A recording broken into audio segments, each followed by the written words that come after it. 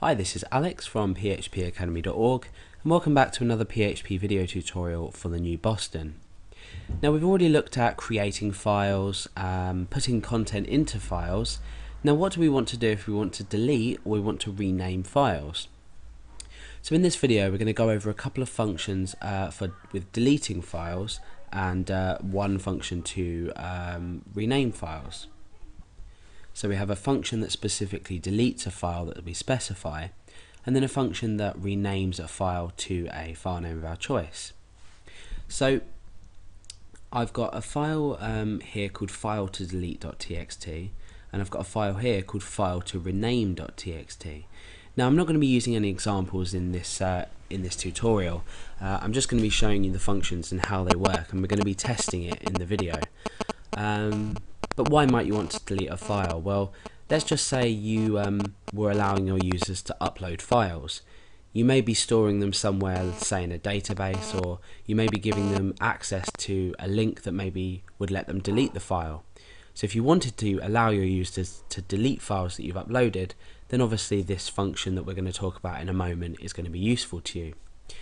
Now, why might you want to rename files? Well, first of all, like my prior example about the deleting the file, you may want to give your user the option to rename a file that they may have uploaded. You also might want to rename a file that already exists on your server.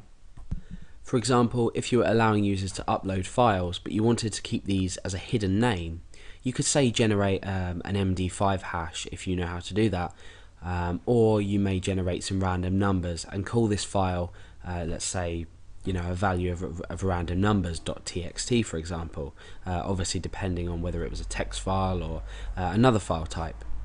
So I've created this file called file-to-delete, and obviously we're going to be deleting this, and then I've created a file called file-to-rename, and we're going to be renaming this to a file name with a random number as the text of the file name. We're going to keep the extension .txt though.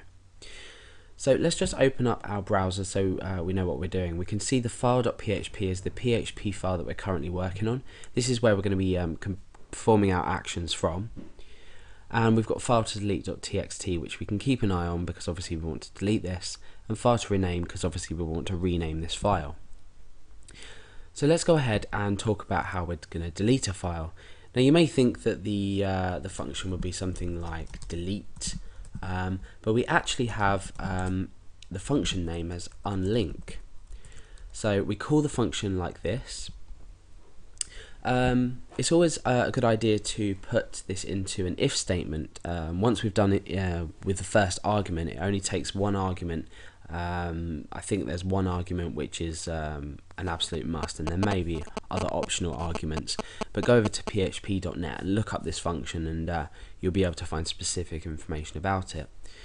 So the argument that we give this is the file that we want to delete with regards to the whole file name. So let's go ahead and type file-to-delete.txt. Now if we were to run this program, it would delete the file. However, let's go ahead and put this into an if statement, and the first block is going to be if this is true. So in other words, if this file has been successfully deleted. So inside here we can say echo file has been deleted.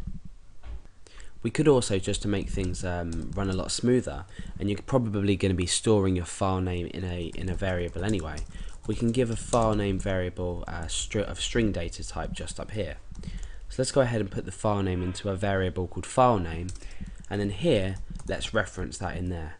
So what we can do is we can say file and then maybe create some strong tags here, and we could then concatenate on the file name itself. So you can see how it's easy to reuse the same file name that we've specified up here.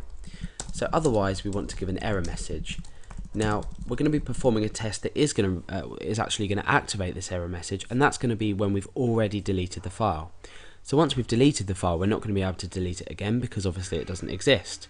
So we're going to be showing this. We're going to be running this script twice.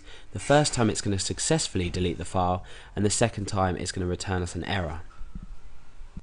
Okay, so let's go ahead and put some text in.